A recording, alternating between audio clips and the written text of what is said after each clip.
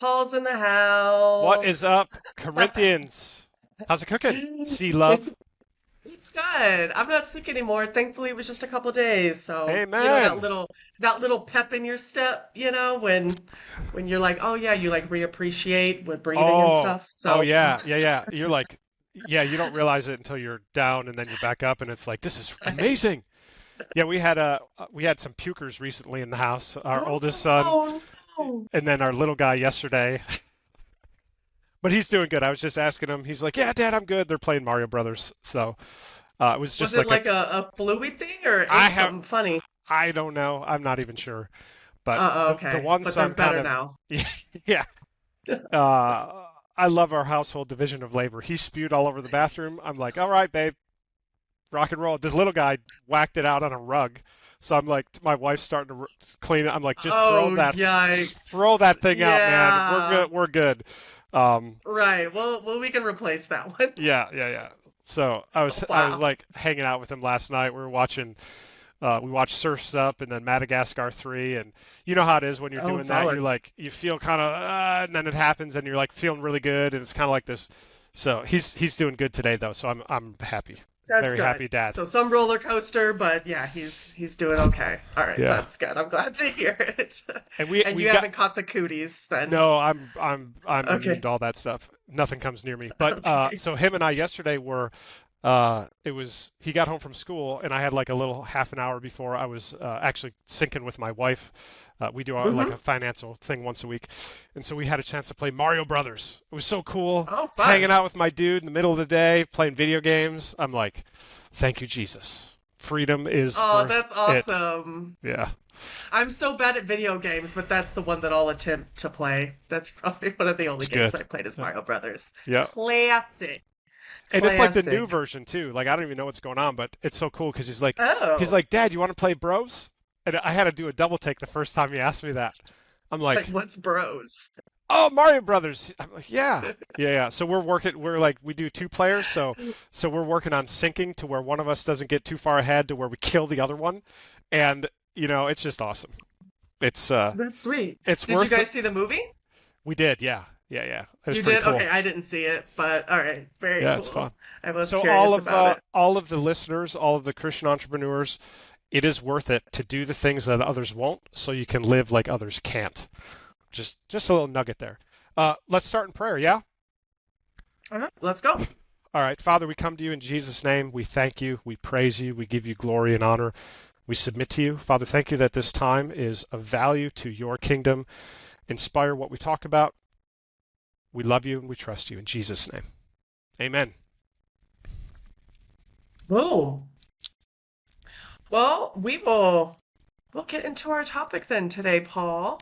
We we did. It was we've done enough episodes now that I am starting to lose track, but I feel like two or three episodes we did, talk about hiring a bit and building a team, but I wanted to get a little bit more specific, kind of dive in and talk about specifically outsourcing your sales within your online business.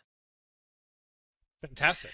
Let's do it. Um, so first, a bit of a rundown of what that looks like and just what those benefits are of doing that in the first place. Yes. So I didn't look at your questions today, by the way, so this is good. Yes. And thank you for being nimble. She had a whole different topic at the beginning of the week, and I'm like, no, we're doing this. So, um, no, this is good because we got a whole theme. So if you're not in our Facebook group, get in the Facebook group. We got a whole bunch of Mhm. resources about Yeah. delegation and team building and sales. So here's the scoop. I'm gonna, as I always do, I'm just gonna be led, and I'm gonna start in a different direction. So you might have to re-ask me this question, but I think it's really important. Okay. Okay. When it comes to the Christian entrepreneur, we have to make sure that we are pouring. Well, let me say it like this. We're in a time of intense change and acceleration, primarily driven by AI. And again, we talked about this last podcast. AI is nothing but fast algorithms. That's the weird stuff with like cognition, and we're not even close to that. So, what this new technology has done for us is it's given us tools and resources and things that allow us to previously we'd have to put 10 units of energy in to get output. Today we put 1 unit of energy in to get the same output. I say all that because what people are going to be yearning for going forward as part of the Christian entrepreneur's role is to have vision. It's from the vision that the provision comes, and we want to be skating to where the puck is going. Wayne Gretzky 101. So what that means is we have a decision to make fundamentally on how we grow our companies. One side is what I believe the old school. I don't think it's very effective anymore, and that is the lack of having a human involved with the invitation enrollment process, sales process. We call that an invitation process, and a massive reliance on technology and funnelization. The reason that is, I don't believe the area that we want to be playing in is because as AI comes online, there will be disruptors that really just put people out of business because they'll be able to do it so quick and have such a feedback loop. I don't believe that AI will kill your business. I just believe it's going to steal your customers if you're not paying attention. So you have the tech-heavy, high-tech, no-touch frame of mind and playbook. And then on the other side of that, you have the high-touch with some tech, but primarily leaning into the high-touch. And that's how I've built all of my businesses. From my first seven-figure business to my second, to my third, fourth, fifth, all of them revolved around that principle because to me, that is an evergreen principle. So anytime Connecting we can work with people. yeah, exactly. Anytime we can learn something and do something that doesn't change, that's a really good stewardship principle. I give an example. We're launching an acquisition department. We're going to start buying companies. Forever, that was a massive, big, overwhelming thing to me. I synced up with a dude who loves Jesus, who's 67. He's been doing it for 40 years, done it a gazillion times. They're closing on one deal that's going to net them $17 million out of one deal. And so we have to figure out that and here, getting back to my point, what I asked him is, I'm like, dude, because I've been thinking about this for 15 years. I'm like, is the things you did in the 80s the same thing you're doing today? Playbook wise? He goes, yeah, I mean, we can research a little different, but it's the same thing. I said, okay, great. I said, is the thing that we would do in 15 years the thing that we do today to acquire companies? He said, yeah, it's a fundamental principle. So this dude's learned one thing, gone deep, and made hundreds of millions of dollars of net worth. Okay? So what we're talking about here is one of those things. It's an evergreen principle. People, especially in the world of more technology, will always be drawn to more touch, more personalization, more humanization, more connection. Okay? So that's the principle. Right. So that's why we talk about this, because I think you need to know just enough functional technology to get people on a phone with you. And that's, in my book, that's the only purpose of it. I think you go farther, faster. You can enroll and invite at higher levels of harvest because you can deliver more value. Because you don't have to upsell people. You don't have to sell them a $5 thing to sell them a $25 thing to sell them a $500 thing to sell them a $5,000 thing to sell them a $50,000 thing. Nobody likes that. So why are we doing it? Just have the big thing, help them get through it, do it right. So you need to make a decision. And I'd suggest lean into having people represent your brand with excellence that talk to humans. Yeah. That was my point. That makes total sense. Okay. So what was your question? Because your question triggered that, and I wanted to start there. Yeah, no, I think that's a great way to start, and I'm 100% on board because I think that, again, always connection has been important, but I'll speak for myself when, especially since the pandemic and there was so much more isolation that it's like you want more of a human connection. And also when you're working with somebody as important as, building or scaling your business, and you have a coach, that you do have that conversation and connection, and that that the person, that they actually care for you. essentially. Yeah, I think it's important. I think you want to work with the person who you believe actually cares about your success. 100%. It's there's a level of intimacy there Mm-hmm. that they feel, A, but also B, that the company is leaning into. Right. It'd be way easier for me not to have a team of 15 people that we have to manage on our invitation process, but Mm-hmm. it's way better for our members, so I do it. Right. There's a level of intimacy because people who invest, they invest in people. They invest in the coaches. Mm-hmm. They don't invest in the coaching, or they invest in the entrepreneur. They don't invest in Right. the technical thing, right? Because technical things coming out the yin yang. We can go on YouTube and you pretty much Mm-hmm. find anything now. Um, the other reason that that's such a valuable piece is because uh, with a all digital framework, you're limited in how much customization can be built in. Certainly, you can do things like ask and quizzes and all this other stuff, but it's Mm-hmm. still never going to be as far as a person-to-person connection. And so we Right. utilize something called conversion boxes, which simply mean that, for example, if we got somebody coming in who's already making 100 grand a month and their goal is to make $1 million a month, they're going to have different things that they're thinking about versus somebody who's just getting started. So those are Mm-hmm. then conversion boxes that we can identify, isolate, and help them to understand how we can help them improve those bottlenecks. Can't do that with tech. You can only do that with a human, right? So Mm-hmm. the intimacy Right. level, the ability to have more of a customized invitation process for the person, because that's what they Right. want. Yeah. They're on the phone because they Mm-hmm. want an outcome that they don't have. Either they have something they Right. don't want or they don't have something that they do want. And so the Mm-hmm. more that we can dial into what are those levers, the greater we can serve them. A, in finding out, oh, the levers that they want, like we can't help with. Or B, if those are the levers, then we can identify them and then we can show them, hey, here's how we do this thing. And then what they feel is, Yeah. that makes sense. Whether they want our help or not is irrelevant. Mm-hmm. We want them to have an amazing experience in that sales enrollment invitation process. That's leading with light and being bright. We don't hard close people. It's an invitation. You got a problem?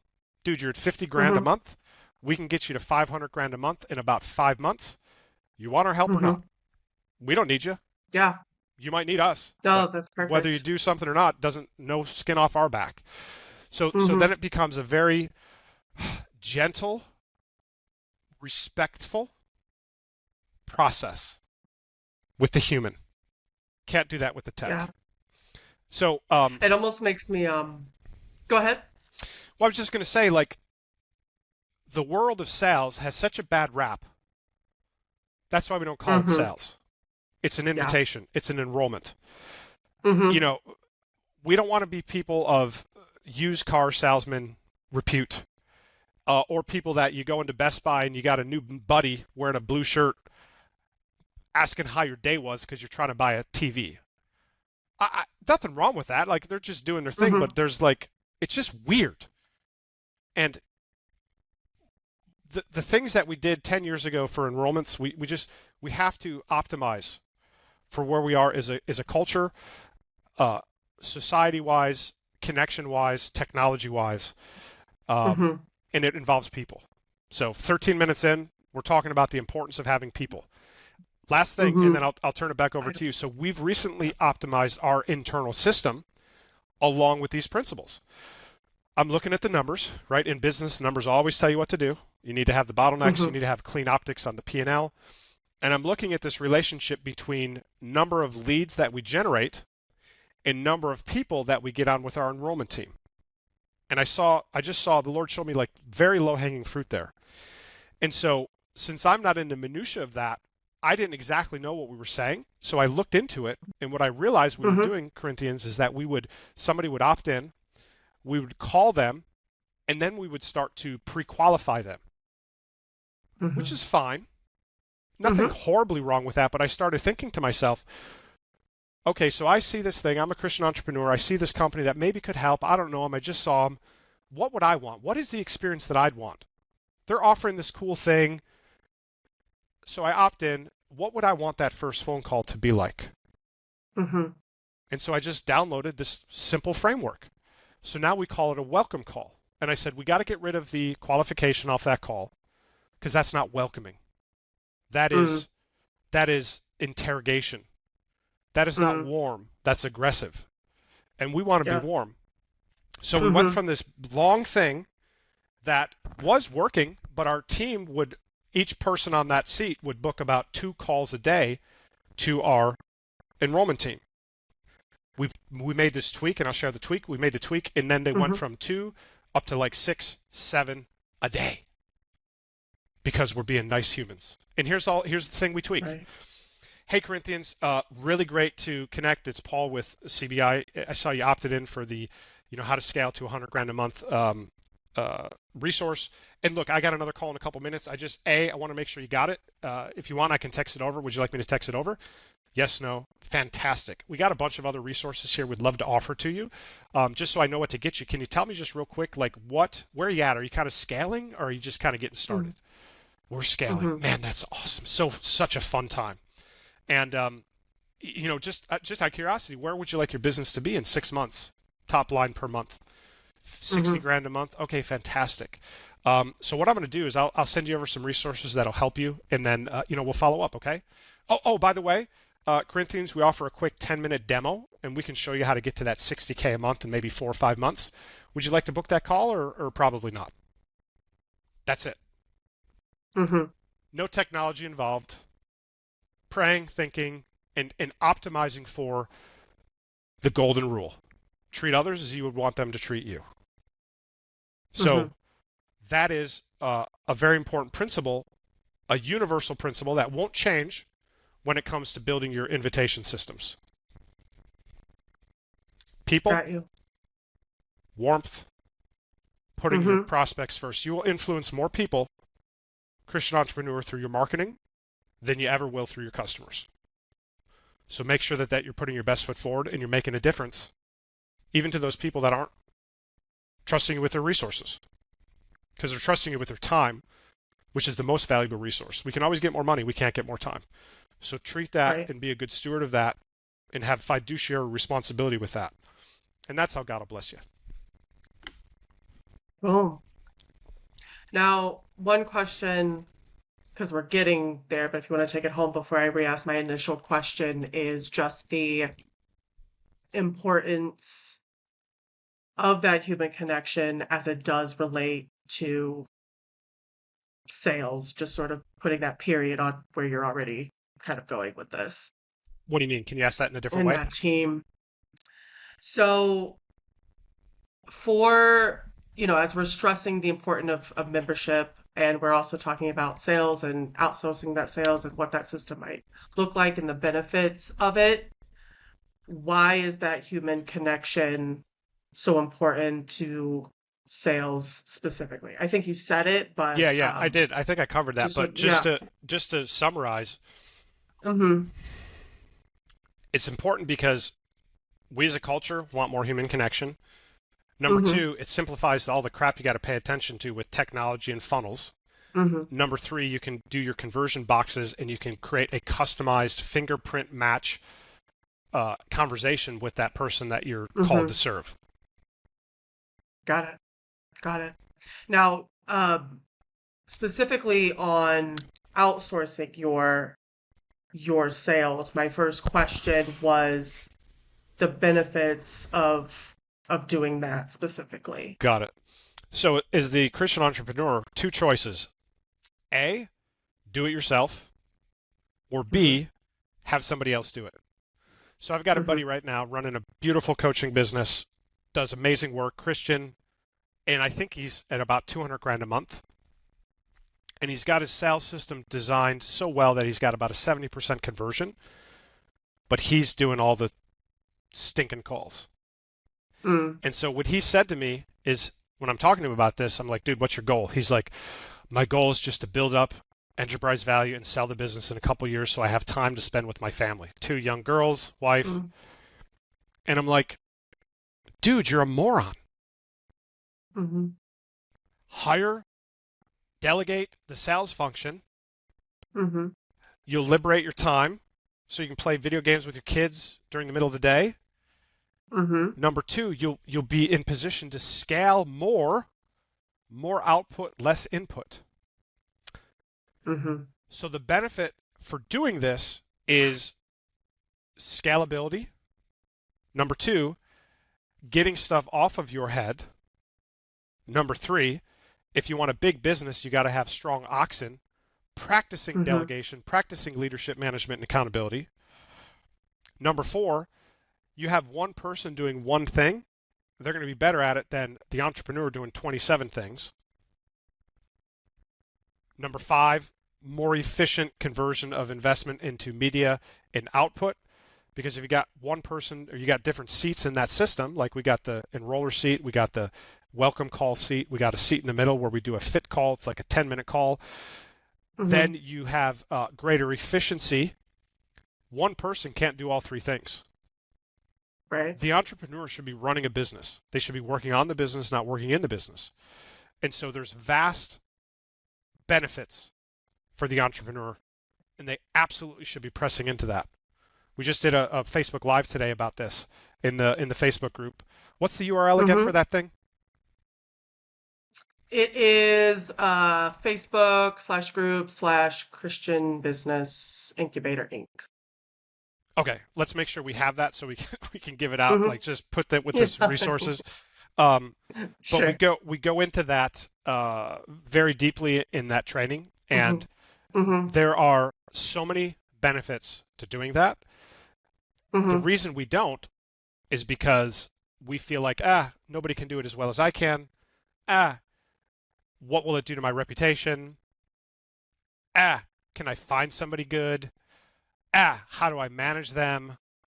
And all this crap that the entrepreneur should be learning about, at least in fundamental ways. None of this stuff's rocket science. And that was actually the blockage that I ran into with my first 7-figure business. I was sitting there having a cup of hot chocolate at a Caribou coffee place 18 years ago, middle of the day, Bible, yellow pad, frustrated. Felt like I was running around like a chicken with my head cut off. We're making tons of money, but I was capped out, burnt out, sucked out. So I was praying about it. I bet. And I'm like, all right, what do we do here, Lord? He's like, talking to me about just get somebody else to do the sales. I'm like, man, will they do it? Can they do it? What is that going to do? What is that going to mean? And he showed me, he's like, where would Microsoft be if Bill Gates didn't delegate his computer programming? I'm like, ah. So I went and found person, Billy. Then because we were doing what like typically is a 1-call close. And then I said, that's just stupid. Why don't we just have a 2-call thing? We break it down, and we were the first people to introduce that into the market. Like 2 years later, everybody was doing that. And Billy learned her seat. I ended up promoting her. So now she starts managing, she starts hiring, she starts recruiting, and we took that business to 7 figures within a very short period of time. So the Christian entrepreneur must punch through all of that fear and pride, because pride is, no one else can do it as good as me. Dude, that's just pride. We're not prideful. We're a body. We work together. But once they learn that and have comfort with, hey, I'm not going to be very good at it at the beginning, and that's okay. A whole new world of scale opens up, because a business is designed to work without the entrepreneur, a commercially profitable enterprise that works without them. That's why we're doing these things. Increase harvest, increase time, increase lifestyle. You can't do that unless you specifically delegate your sales processes, your enrollment processes. Now, and again, for our listeners who do want to, hear a little bit more about hiring in general, I believe it was episode 2 that we did. But again, just being a little bit more specific today, when you are choosing to outsource your sales, how are you choosing like the right outsourcing partner? Like, what are the steps into, building that Yes. sales team for yourself? We're actually doing a skill search tonight. Whatever today is, the 7th of August. You'll probably be hearing this a week or 2 later. So make sure you pop in the Facebook group, because this is something we teach to our members, and we just repurpose it. All of our marketing is something we give to our members. Our program is the marketing. unlike other folks who focus on creating marketing and all this other stuff. It's going to be really good because and she's going Oh, to walk nice. through our specific hiring protocols, our specific screening protocols, our systems, our templates, our blueprints, our KPIs, our boarding systems, and we're putting that together in a resource pack that we're just giving people for free. So that's the first thing. Second Awesome. thing is, if somebody wants help with this, we offer recruitment services. So they can reach out and we'll just help them place. Okay? Now, Awesome. re-ask that question. I want to make sure I have absolute clarity so I can answer what you're asking. Sure. So how do you choose the right outsourcing partner? And when you make that choice to outsource your sales, really just what are those first steps in building that sales team? Got it. Okay. So there are a few different ways to do this. I've tried them all through the years. Mhm. you have you have recruiting agencies, you have done for you management agencies, you have yourself sourcing. You can source from your customer base, your membership base, your network. So the first order of business, and you can hire a recruiter, a contract recruiter from Upwork. So the first order of business is to get clear on which role you're wanting to hire for. And when I mean get clear, I mean minimum viable clarity. 60% today is better than 100% tomorrow. So you've got a seat. Within that seat, there should be 1 to 3 KPIs, key performance indicators, and 3 to 5 roles and responsibilities. That's all the clarity you need. Then, Mhm. and this is a power principle, Elon Musk calls it the two-hand test. The first hand is the hand of experience. Don't ever hire somebody that hasn't done the thing because you're now their guinea pig. Mhm. Hire somebody with a proven track record. Number 2, the second hand of you need to test them. Now, you don't test them with an assessment. You test them with doing the thing. So in the sales context, that's role plays, but that's not really a test. A test is Mhm. live call. So you bring on people with experience and then who pass the test, and that's a good first step. I used to hire based on attitude. Like, man, if they got a good Mhm. attitude, I can teach them anything. The reality is that's Mhm. not true because Mhm. competency, domain competency, we only can improve on a scale of 1 to 10, a couple of points at best. So if you bring somebody in with a 6, you might be able to get them to a 7 or an 8.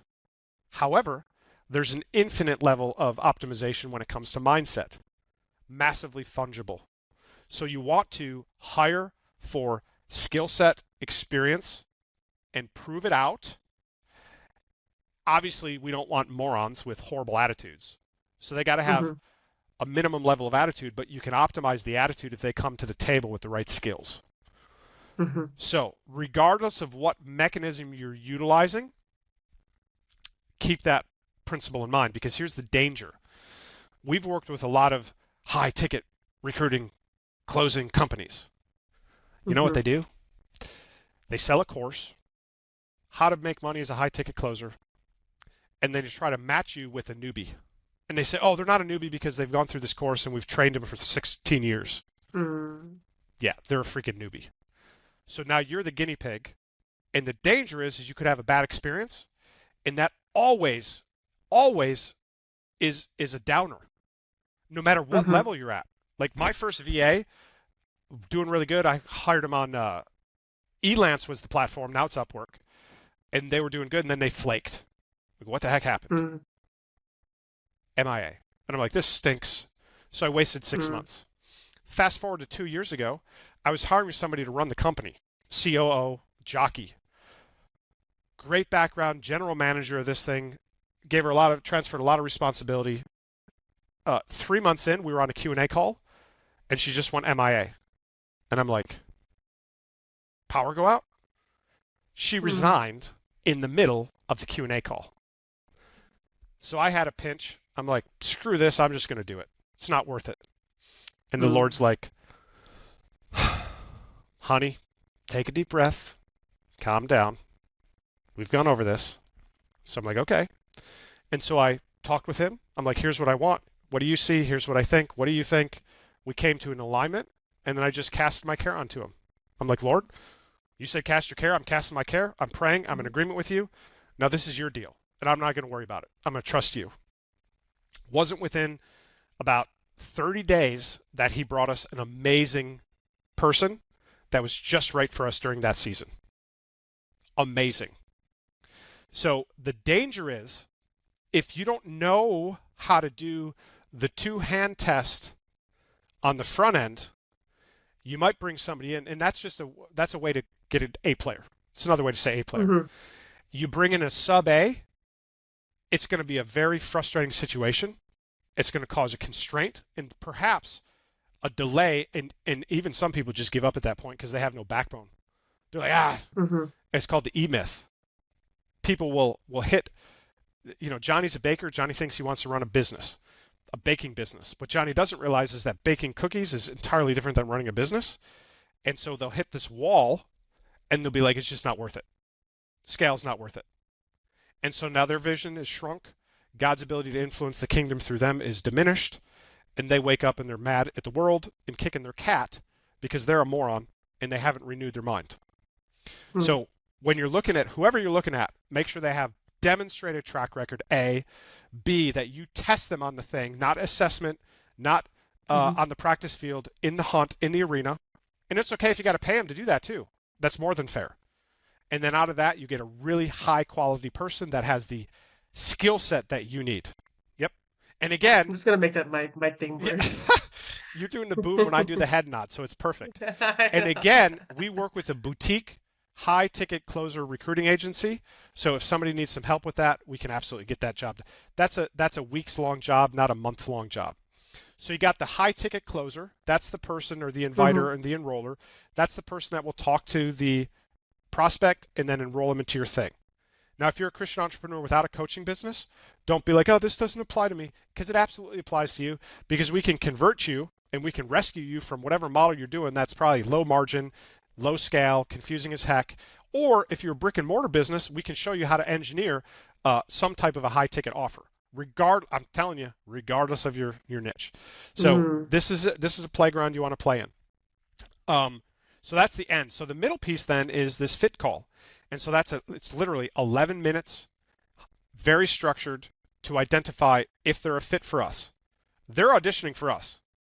They need us. We don't need them. They got the problem. We got the solution. They got cancer. We got the cure. And that's the posture. Now, we're not jerks about it, but we just don't mess around with it. So that person is less of a skill set required than the high ticket enroller. And then even downstream from there is the outbounder doing that welcome call. That's a 2-minute call. So match the skill with the seat. And what you want to do is you're taking a step into this is, if I was you and you're doing anywhere north of 30 grand a month, you just need to outsource all of them. Now, if you're doing the enrollments today, you don't outsource all of your enrollments because you create some volatility in your P&L, but you delegate 25%. Then you move it to 50%. You try first the blade, then the ear, then the full corn. And then you scale up. And eventually when the thing's working, then you step yourself out of it. And now you're in a management role or hire somebody to manage. But if you're not willing to do that, then what you want to do is you want to get the welcome call piece, get somebody to do that, super easy. Then you want to get the fit call piece, and then you retain the enrollment piece. But here's the cool part. Before we rolled out this system, and we had what I explained previously, where we would do the welcome call and the fit call together, we would have, I think I mentioned, 2 calls a day per seat, and our enrollment rate on our invitation team was 20%, 18%, 30%. Since we've optimized this for the human and the experience and loving them and doing what we would want to be treated, not only does the outbound welcome call have like 6 a day, 7 a day, but the enrollment on the back end is now north of 60, 70%. And once it's all dialed in, it'll be north of 80%. So that is where you want to be as the head, is you want to be talking to somebody that's a good fit, that you can help, that knows you, likes you, trusts you to a degree, and now your time is producing a massive output of value. If you do that part-time as the entrepreneur, the head, so 10 hours a week, that's even what, 25% time? Let's say that's 10 calls a week and you're enrolling 6 of them and you're charging 10 grand, 60 grand a week, 240 a month. Done. So you got to think big. And what I forgot to mention is we're in a new time. And so when we're in this velocity of technology, that's the Bible calls that new wine. The challenge that we face is taking new wine with old wineskins. So that's what we've had to press into with AI, for example. I started working through how can we use AI here and here, but I was pouring the new wine into the old wineskin. And the Lord's like, no. Gotcha. New wineskin, new wine, new wineskin. So I've had to go down to first principles thinking. We've had to go down to first principles thinking and rebuild everything from the ground up based on the new wine. So the new wine, old wineskin is when they used to make wine, they would pour the wine into the new wineskins, Right. cork it, and then it would expand a little. But if you put new wine into old wineskins, there's no stretchability, so it just pops and breaks and leaks, and there's no harvest, no production. So I challenge the Christian entrepreneur that be pouring new wine into new wineskins, deconstruct your thinking, your playbooks, have the white space we talk about so you can think, get your yellow pad, a cup of coffee, your Bible, stare out the window, and go all the way back and eradicate those assumptions and those presumptions. Would it make sense for me to talk just for 2 minutes about that, or should we keep going? You'll have to tell me. Sure. Yeah. Yeah. Go ahead and spit. Here's Rap. here's a simple example. Daily task management. Old way. Sit down, look at list, prioritize list, write it or copy paste it or digitize it. But then something would happen and the list would need to get restructured. Or if I didn't have the diligence to do priority of list, then I would do task and I would go back to my list. And I'd look at my list. What's next thing? Do next thing. Go back to list. I spent half my life, right? New way, take a task, drop it into a system that's powered by AI, define the task priority, and automatically tell me, based on my inputs, what the order is. It's been game changing. We're doing this, we're testing this with some of our leadership team. How much time in project management is spent following up with people? Is this thing done? Bottlenecking, communication overhead, in Slack, in project management, in Google Docs. So there's an app that consolidates that all together. So now as a team, we can sketch the project, prioritize the project, identify dependencies, and the system will automatically schedule everything without us taking one thought about it. Revolutionary. New wine into new wineskins. Same thing with this outbound we're talking about. The welcome call, well, there's another level up in front of that, which is what we call chatters. People that are using their fingers on DMs, emails, across the socials. Well, that whole thing is now being automated by AI. We're taking a look at testing some of that so that it will be like a human natural conversation to get people on the phone that we can help. Also, there's people that are training AI to train these chatters. So before they go live, they can be thoroughly trained through the AI. New wineskin. Old way, we would have to go back and forth manually. Yes, that's good. No, that's not. New way, plug them in, the system does it all. Last example, old way, we would have to review, spot check all of our entire sales enrollment team's recorded calls. Compliance, are they following our systems? Are they saying the right things? Feedback, hey Corinthians, you got to work on this. Hey Corinthians, you got to work on this. Old way. New way, there's an app that's built that we're going to be testing, that automatically transcribes all of the calls, automatically benchmarks it against the things that we say are important, automatically graphs it so you can see performance over time, and then automatically gives the rep feedback. Hey, you did really good on this call.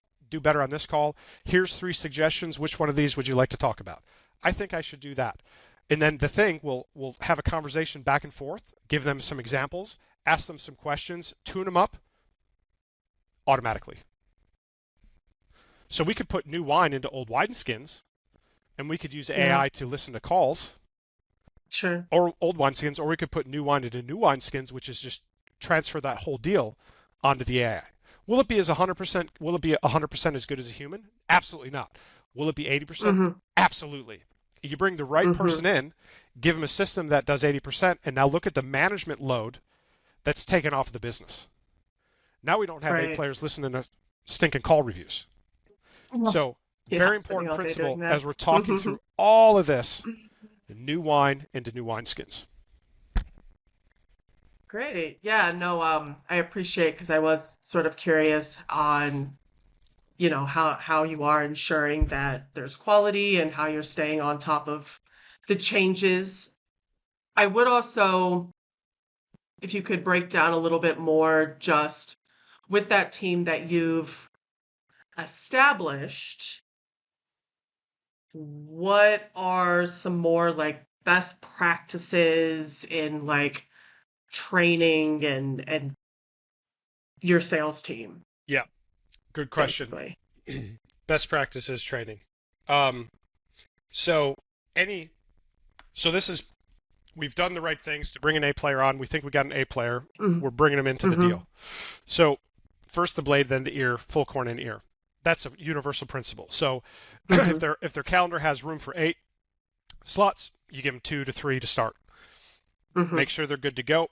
Make sure you have clean expectations, clean KPIs, clean accountabilities. If you don't hit this, this is what's going to happen.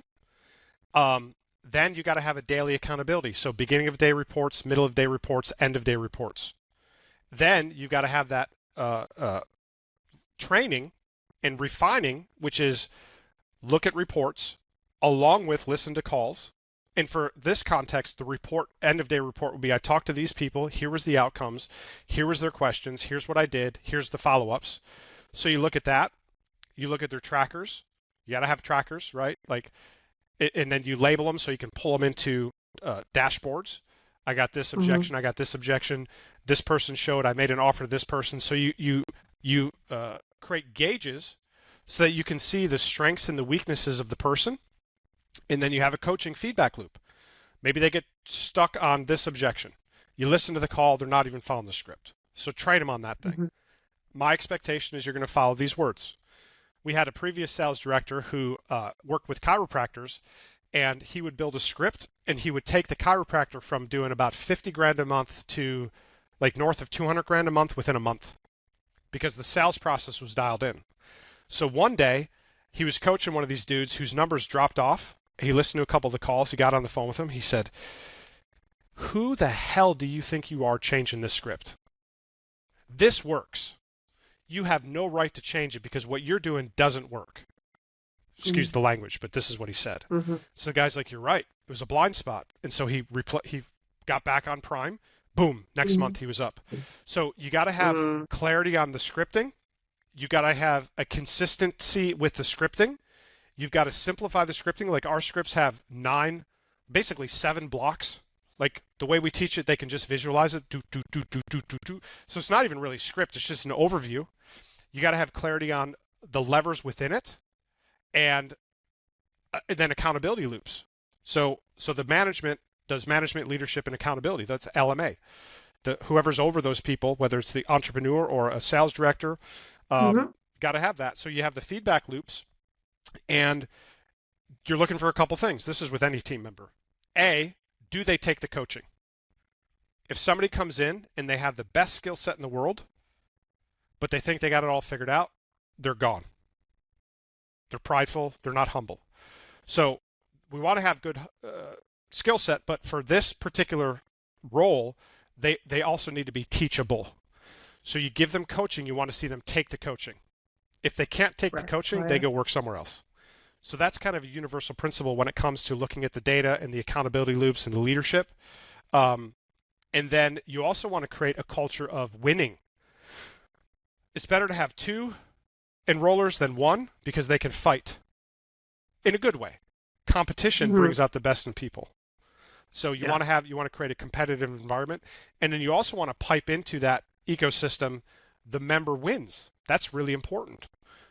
Yeah. As the members are winning, as they're getting first downs and touchdowns and field goals, those need to be piped in so that the enrollment team feels really good about what they're doing. Another principle of bringing people on to have them best practices for training and boarding is you got to have a vision, a mission. You got to have culture points, and it doesn't need to be all Mm-hmm. complicated in a binder size thing. It fits on a page.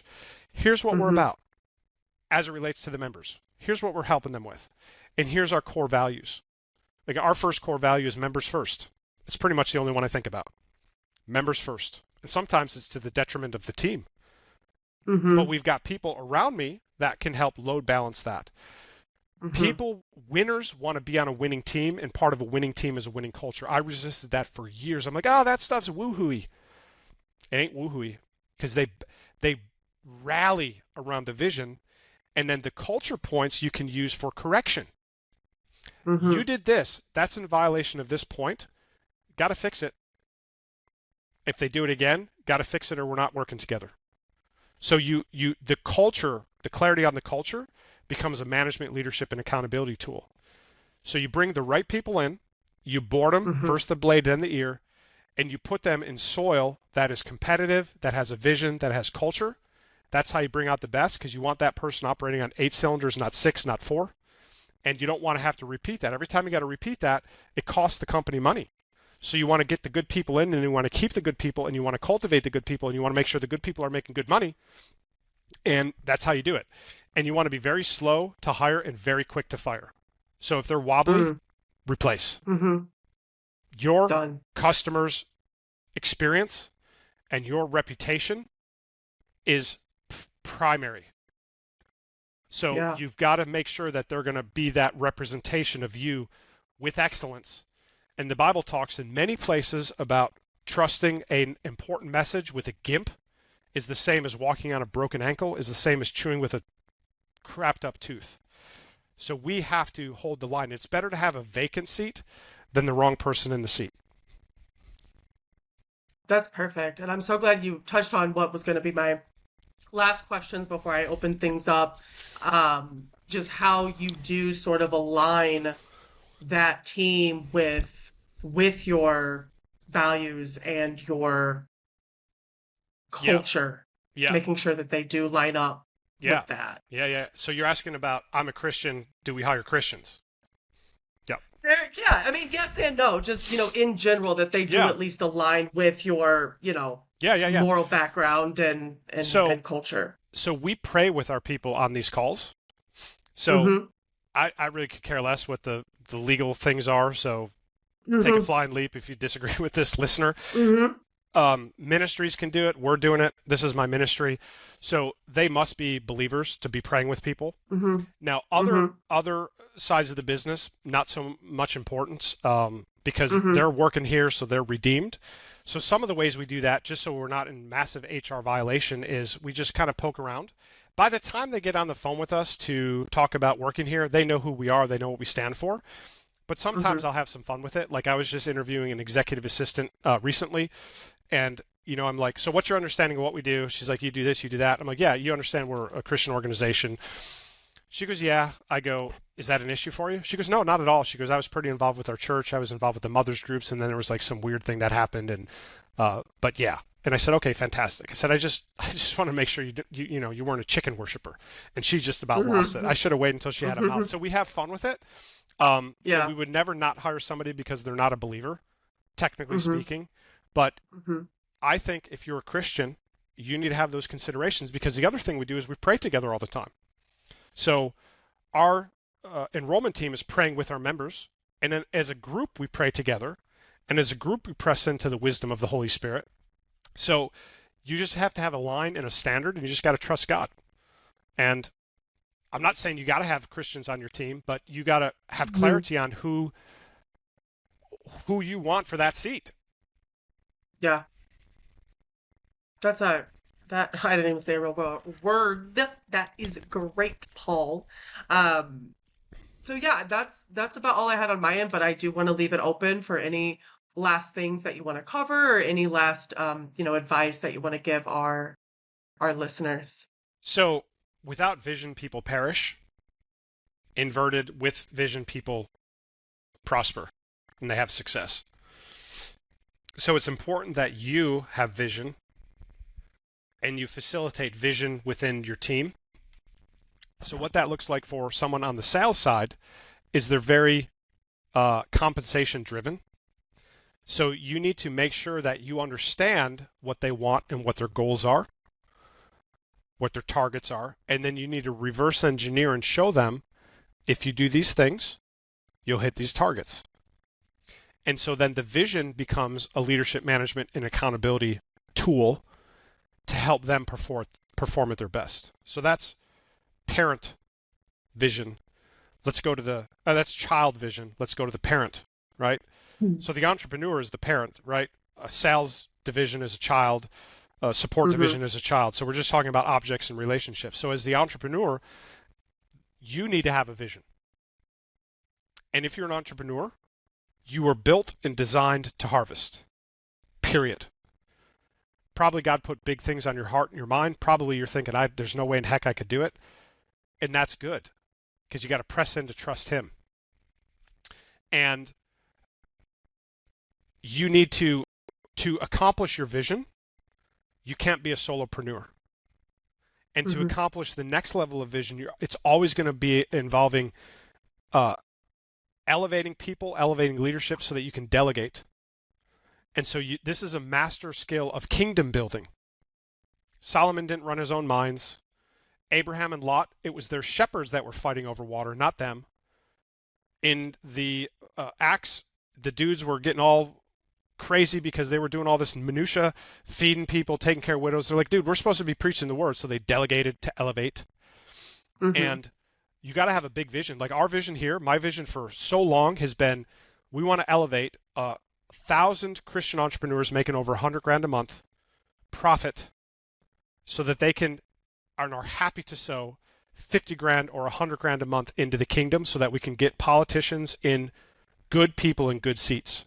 And so when you do the math, that's about an $800 million a year throughput. That's the other reason we're starting the acquisitions division, because now we can supersize that. We can probably add another 100 million with that when it's up and running. So politics runs on money. Like research dark pools, research Democratic George Soros. He just turned over the entire operation. He's 93. He turned over the entire operation to his son, who's 39, and who is way more radical than his dad. We're in a time where the Christian entrepreneur can have influence. We were built to have influence.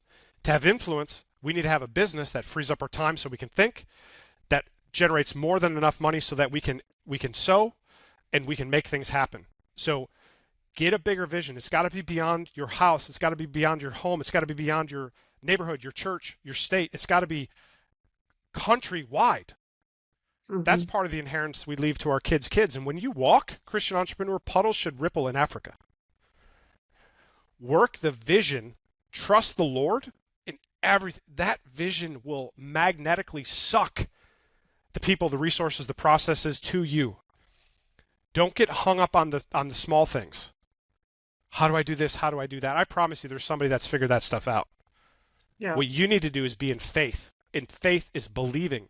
Faith is Hebrews 11:1, the substance of things hoped for, the evidence of things not yet seen. So our job is to hope. The imagination is the womb of faith. And then faith without works is dead. So we got to work, we got to have the vision, and we got to trust. And don't ever compromise your vision or restrict your vision or bottleneck your vision because you see, I don't know how the heck I could do that. I didn't know how the heck we could influence politics for years. But that didn't give it up.